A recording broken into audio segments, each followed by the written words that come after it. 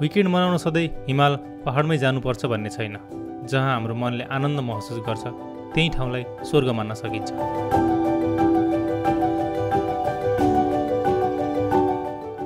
बुटवलबाट नजिक भएर पनि ओझेलमा परेको दानापुर ताल।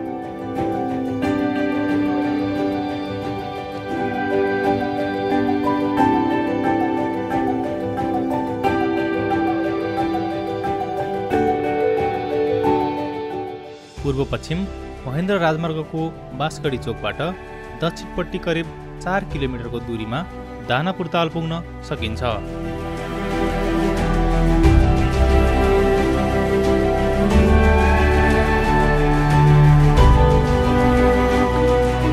दानापुर ताल गजडी तालको नामले पनि परिचित छ। 4.5 स्क्वायर किलोमिटरमा फैलिएको दानापुर ताल रूपन्देही जिल्लाको कञ्चन गाउँपालिकामा अवस्थित छ। दादा कहाँ निकाल्यो बिहान बिहान मर्निङ वाक गर्ने टाइममा? हामी छ मैले गजडी तालमा। ए गजडी तालमा? गजडी ताल।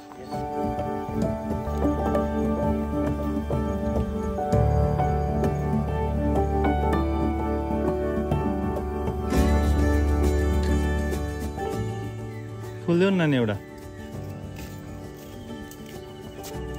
Thank you. फुलिसकेको रहेछ बाबु त्यो? दुईवटा छोडेर राख। ऊ त दाइलाई देऊ।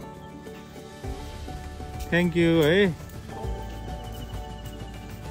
भाइ बहिनीहरूले भाइ नि फुल टिपेर दिए हामीलाई। मन परेको फुल अहिले आए पनि रसिलो दादा। ए सुके पनि के हो त्यही हो मिलाएर बुझ्नु। यो त मेरो त अब कोपिला जस्तो छ बल्ल। फक्रिनै बाँकी छ मेरो फुल।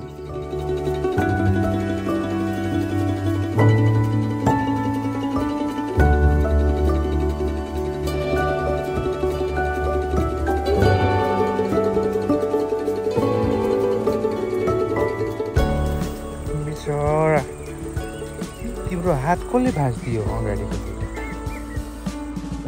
अनि तिमीहरू दुइटा गैँडाजहरू चाहिँ के गरेर बसिरहेको हात भाँच्दा? बचाउनु पर्दैन साथीले। मान्छेको भिडभाड कतिको हुन्छ दिउँसोमा? ए ए ठिक छ। छुट्टीको दिन छ आज चाहिँ धेरै मान्छे हुन्छ होला।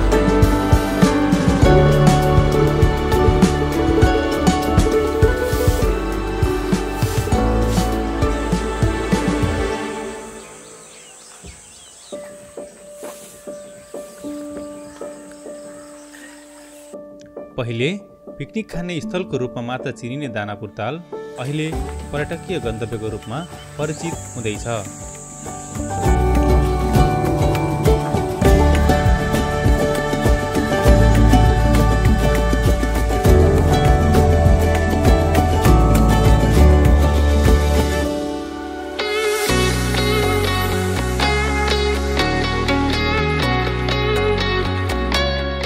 फुलै फुलको बगैँचामा आफ्नो मनमिल्ने मान्छेहरूसँग ढुङ्गामा सवार गर्न पाउँदा साँच्चीकै स्वर्गीय आनन्दको महसुस हुन्छ।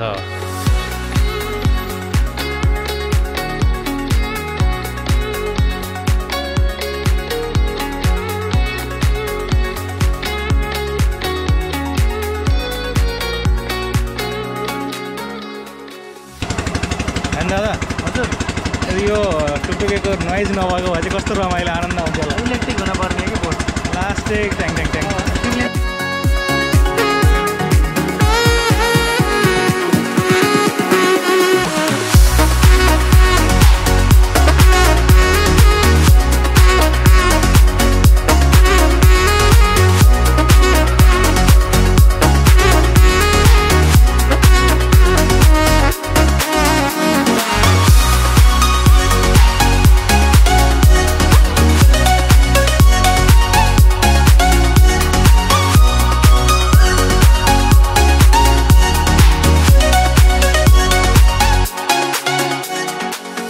वरिपरिको हरियाली र शान्त वातावरणले गर्दा पाहुना चराहरूको आगमन पनि बढ्न थालेको पाइन्छ।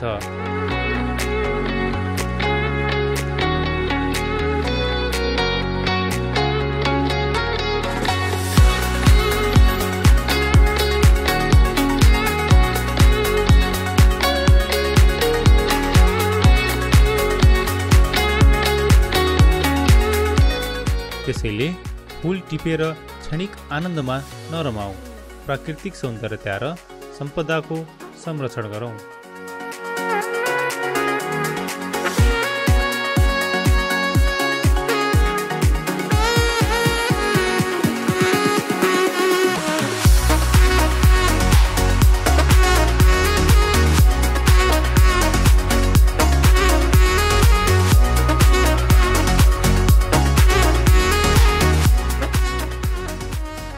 तपाईलाई यो भिडियो कस्तो लाग्यो? राम्रो लागेमा भिडियोलाई शेयर गरिदिनु होला। साथै च्यानलमा नयाँ हुनुहुन्छ भने च्यानललाई सब्स्क्राइब गरी बेल आइकन थिच्न नभुल्नुहोला। धन्यवाद।